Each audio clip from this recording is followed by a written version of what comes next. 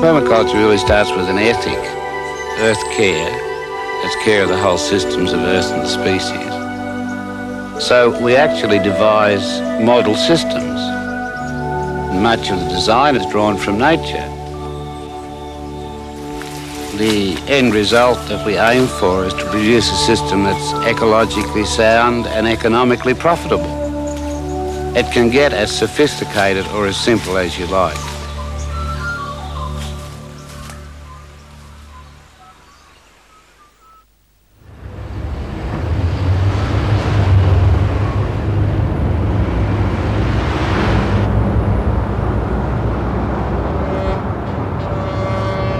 A city like New York has only one product, it's garbage and feces. And if we sit here, we can watch barge after barge load of fertiliser proceeding to be dumped at sea. And if it was returned to source and used on the land to produce the food for New York, then it would be no pollution. But when we dump it at sea, it wipes out 700 square miles of ocean per year. So you can see the only product of New York is shit, and it actually is used to kill parts of the sea.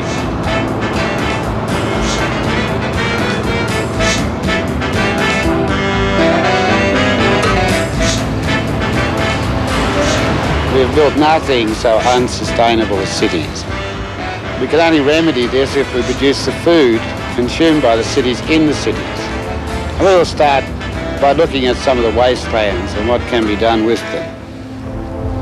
There's hundreds, probably thousands of acres of wasteland in cities like New York, and depends on city authorities as to whether these are turned into food for the people of the city or whether those options are closed off.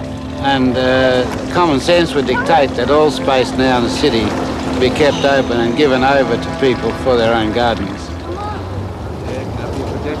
Oh, sure. Huh? No worries. I will park. Hey, look at these guys. I left my hat in there. City authorities don't willingly give up space, so coalitions like the Green Guerrillas form to force them to give space for gardens. So there's a considerable voting bloc in support of this garden at City Hall. The garden was founded by only 5 Green Guerrillas, and now 150 families use the garden, and it's visited by many other people in the district. This is some of the peppers that are still coming up. We have eggplant over here, a white eggplant. We don't use any pesticides here. We'll put in, we have praying mantis and ladybugs. Yeah. We do use some BT and stuff like that rather than, using chemicals. Most people would know these as allotments, and they are the most productive use of landscape for food in the world, and they're what kept European countries alive during wars. Even in a city like New York, there are hundreds and probably thousands of city farms. There was about 1,100 here a year or two back. And so many people are involved in part-time farming or production. And also there's a lot of community gardens to which a lot of people have access and which give at least a breathing space in the city. City farms are all built on what everybody else throws away. They all have small recycling centres, all their soil is compost, and they have innovative uses for the other things that people throw away.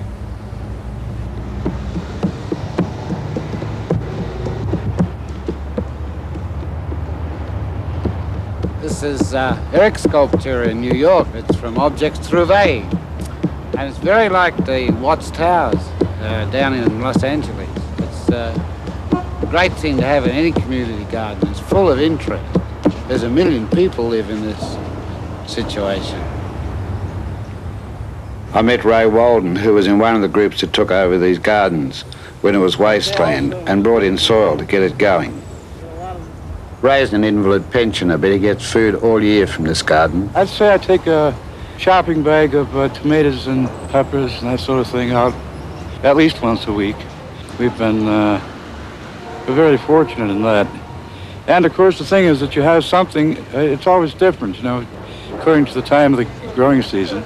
But we get things as early as in April, and greens and that sort of thing. We're getting crops right through Well, we've been here since '83. We've been getting mostly through December.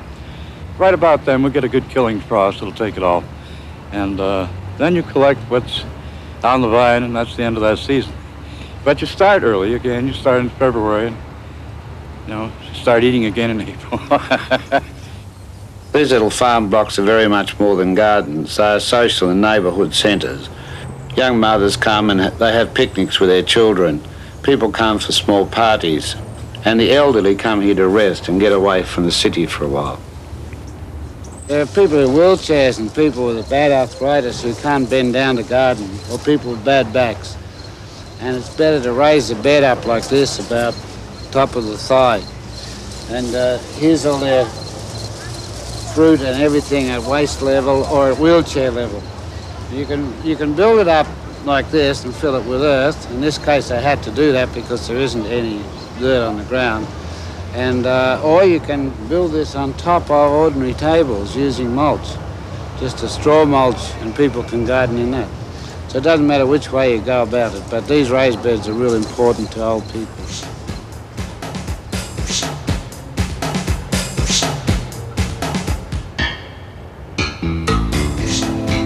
The only rare resource in the cities is space, and when we get it, we have to make the most use of it.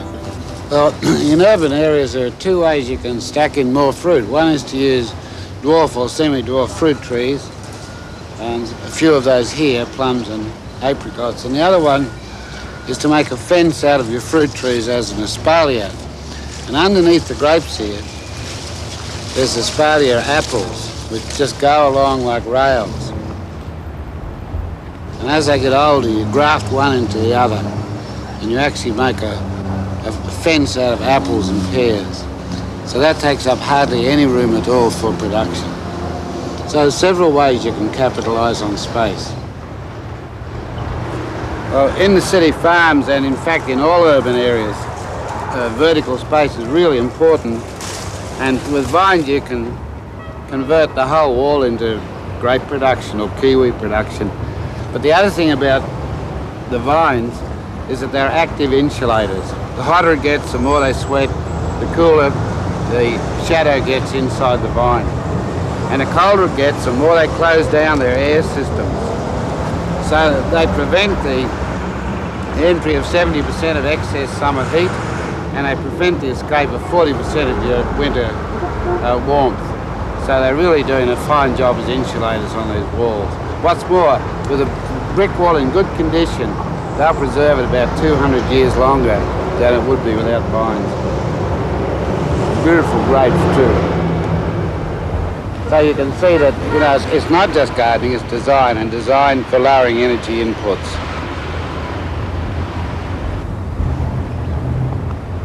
Most city farm can have livestock, but the one most commonly kept is the bee. And if you put the hive above people's heads, then we clear the flight path, and hopefully we won't get stung. But all city farms can have bees, and many have other small domestic animals.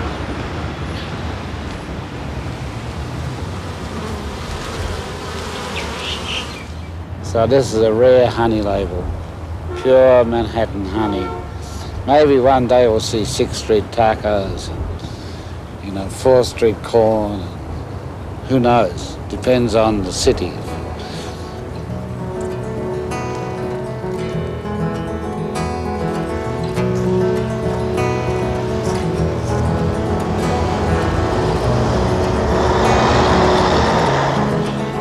It's springtime in Melbourne, and we're in a city farm called Ceres. For a very large number of children, this is the only chance they ever get to handle animals and to find out where milk comes from, all sorts of simple things. That's nice. You're going to take good care. What are you going to feed it on? Vitamins? Warm milk? What else? Cake. City farms are primarily community educational centres, and the skills taught range from simple things like planting a tree to complex things like designing an energy-efficient home. This house is about as typical in its structural form as any house around the district, and it was moved in here to show how many ways you can make inexpensive additions to the house to heat and cool it and to produce the hot water, and that's 80% of energy. It does a little better than that, and as time goes on, it gets a little more efficient. And it's just a few solar additions here and there. In the Western world cities, we're totally accustomed to limitless water and information, and space is not so restricted, but in the third world, space is very restricted and water is not piped necessarily to your house. So we have to be very careful and innovative about the way we go about gardening. Here we are on Professor Aurora's roof in the city of Hyderabad with his wife Ira, who's made a little garden up here which provides quite a lot of food, fresh food for them both. We'll go and meet Ira. Hello, Ira. Your garden's looking very good this year. We were interested in your watering system, which is, I think, the most efficient system, because it wastes the least water of all, I think, in dry areas.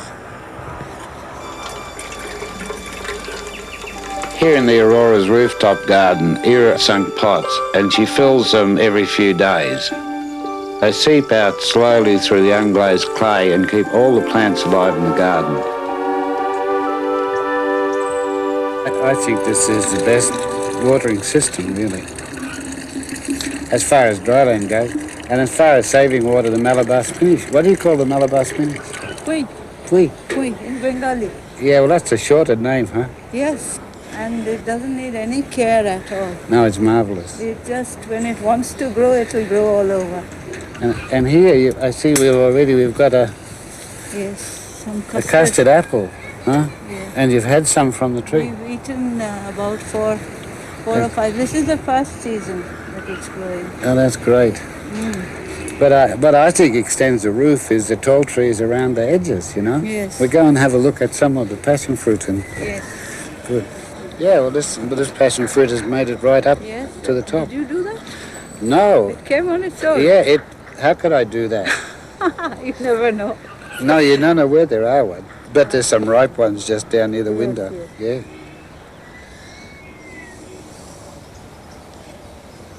If we leave the dense situation of Hyderabad, where the rooftops are the logical place to garden, and go to the suburbs of Africa, we'll see that a lot of space is available between houses, both for trees and gardens.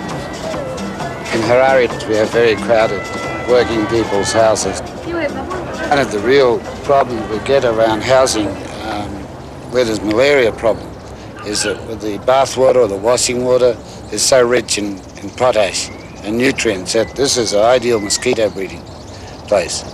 And a couple of years ago, mosquitoes were very bad here. We had problems because they were flying all over, and what we decided to do is to build this thing to catch the water from the outside tap and the bathroom tap, and will lead us to this pit, which we dug.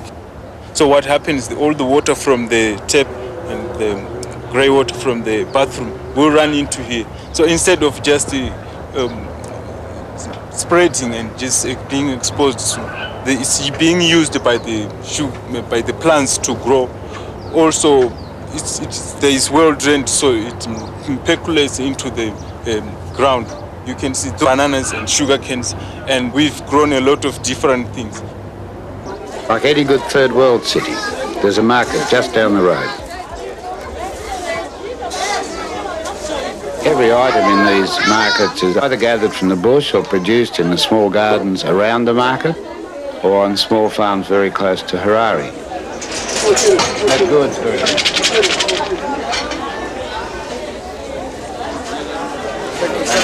Thank you. Yeah, very much. Thank you very much. What about you, madam? There's a huge variety of plant and animal materials in this part of the market with the medicine men. Most of the stuff here is for sexual problems or love potions to attract customers, to keep devils away. But there's also some very specific medicines. Use earths, roots, parts of animals, dried parts of animals, preserved parts of animals. All sorts of materials here. You couldn't enumerate them. And no doubt there's some people here with very specific knowledge, but Most people have it for magic, I think. You are in somewhere when you're Yeah, studying. the skin. Yeah, the Skin problems. Yeah, skin trouble. This- Just squeeze it. Right. This is a squill, and it's very good for skin problems and itching. So this is quite a specific medicine. And in actual fact, not far from the market, it's a very large garden and orchard. There's pawpaws and bananas and mangoes and avocados, a lot of green vegetables. It's a nice atmosphere. I think people would rather live here in poor houses with lots of food than in upper-class suburb with a lawn. I know I would. So there's a considerable amount of food right through the whole settlements of Harare that aren't following the Western model.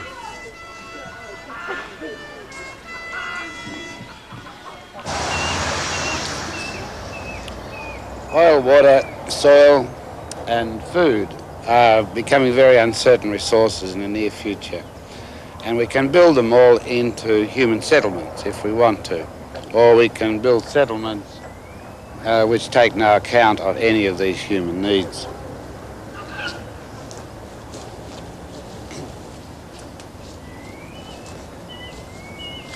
On one side of the road is a rather bare subdivision, and on this side of the road is village homes. Village homes was the first and is probably still the best developed attempt at an ecological village, and it's in the city of Davis in the United States. It's really extremely simple but extremely sophisticated at once. It was designed by Michael Corbett. The houses are very close together, east-west. They're just maybe 20 feet apart. But each row of houses sit on a rise on either side of a hollow. And the hollow is called a swale. It was Mike Corbett who revived that name from the Old English. And so all water off the roof, all water off the roads and the paths run into the swales all the year and is absorbed. And I think the figures for the first few years went, we got a foot of water absorbed, and then we got about 2 and a bit feet, I think, and then 17 feet in the third year.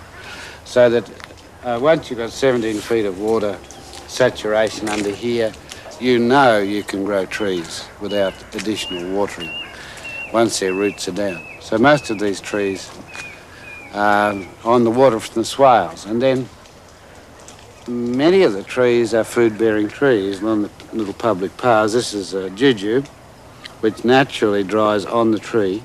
It's a Chinese date. This is a good one. And you can store this as long as you like. I've been eating 1 or 2 and keeping the pips. But yeah, this was a pretty good one. Here in the settlement, as the trees have grown, the houses have also grown in value till now they're worth 5 times their original cost. But just over the fence are houses that look like the American dream with swimming pools, lawns, dogs and garages. But the owners have to pay energy costs and all their food costs. And so their houses are worth 30% less now than the houses in village homes. Throughout village home there are strips of public open space. And this one's all planted to fruit trees. It's pomegranates and citrus, mulberries and grapes. And there's enough grapes for people to make, for the public to make wine, really, and for the public to eat grapes. So this a high density, you've got to remind yourself all the time here that we're in a high density settlement. And the food is just, really, it's a hand's reach away. So, you know, all the costs of transport are gone, all the cost of wastage is gone. People here can make their own wines, they make their own tacos from the corn, and some people here grow more and sell it. So some people here can make their living from growing or preserving food. It just makes a lot of common sense. This place only gets 18 inches of rain, and anybody would classify that as dry. But this town is cool, lush and green. In all western cities, a fortune is spent on stormwater drains to export the clean rainwater out of the settlement. But here the water is soaked into the ground and the money saved is spent on trees. Last year they sold 7 tons of almonds, for example, and the money goes to maintaining the gardens. When I was working in South Melbourne, the city engineer said to me, we were always taught never to plant useful trees in public open space. And he said, and now I wonder why we were taught that. And of course, when you see public open space full of useful trees, we must all wonder why we don't do it, because every city in the world can provide its own food at a very low cost.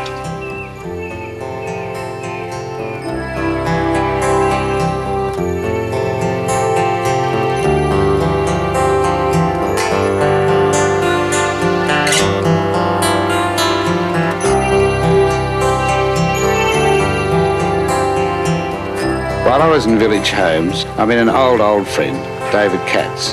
He and his wife Karen and their kids have been here from the very beginning. Can't move from here because the kids don't want to leave. And it's a great neighborhood for kids. It's nice to have a place where there's real neighborhood. There's other people looking after the kids or aware what's going on, and the kids could go out the door from wee toddlers on up and make their own friends and really control their own life to a great degree. That you don't have to worry about them and run their life as much, and makes things easier for us, and it's a lot better for them. It's been really fun because there's no through traffic and you can play in the streets, and there's lots of fruit, so there's like almost something on the trees all year long. So like summer there's peaches, and during the fall there's pomegranates and grapes, and that's been fun. And it's also been fun just to have the big green fields and being able to go chasing the grapevines, and also just being able to ride away and go downtown. They know the whole place so much better than we do. They know everyone's what everyone's backyard is like, where their gates are, how the windows work, and where the secret spots are. They play tag for hours, even the big ones do. And no one can find them there. And I imagine every kid around here has gotten involved in the commerce of the place in terms of the little girls in the neighborhood. There are only 5 or 6, there's 3 or 4 that pick little bouquets and peddle them door to door, just mostly I think for the fun of it. And there's just such a cornucopia of fruit and all this other stuff that I think it's occurred to all of them at one time or another to try to do something with it. They get a real appreciation for it, and actually know a ripe fruit from one that's not, and develop a surprising knowledge about all these kinds of plants, and they're not even aware of it. And so that's nice too. But the one thing we never really appreciated was the fact of how much freedom we got out of the situation. Just like right now. Really? This is so...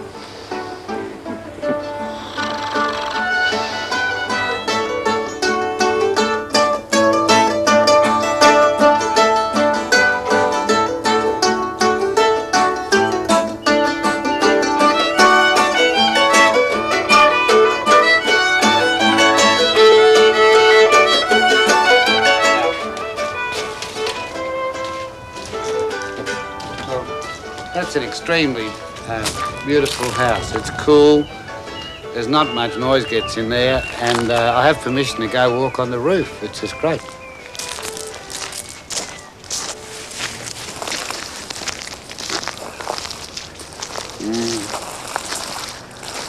Well, here I am at the chimney of Jim and Donna's house, This is the sort of roof I really like. It's always pretty, but it never needs painting. It's always different colours with the flowers and the foliage. And it's Donna's down there, but she can't really hear me up here, so it's pretty soundproof. And I remember this when it was a short herb garden. Now it's looking like a forest, 7 years later.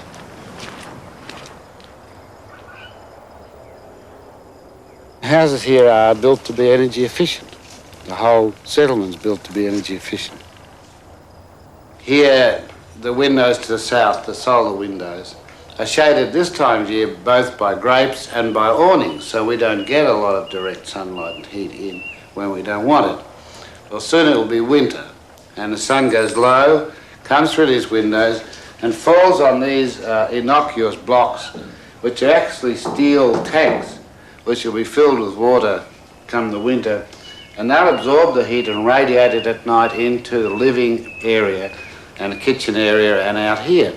So everything's quite passive. In this sort of environment, it's typical for the envelope of the house to merge into the garden almost without any abrupt gradation. So you're sort of inside, partly outside, outside, and, you know, most of the things around us out here are food anyhow.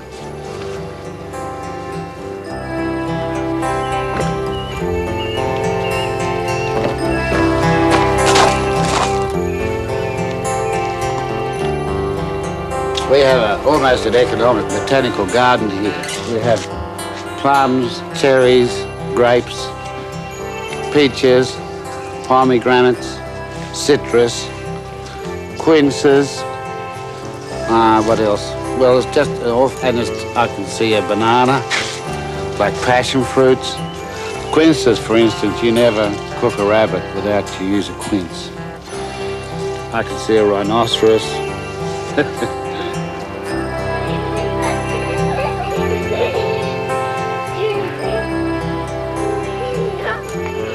The village home's a bit of a trap for me. I think I've been here every year since it was built, and I wasted thousands of films on it because it's just the best thing since sliced bread. It's the nicest place, I think, in the world for human settlements.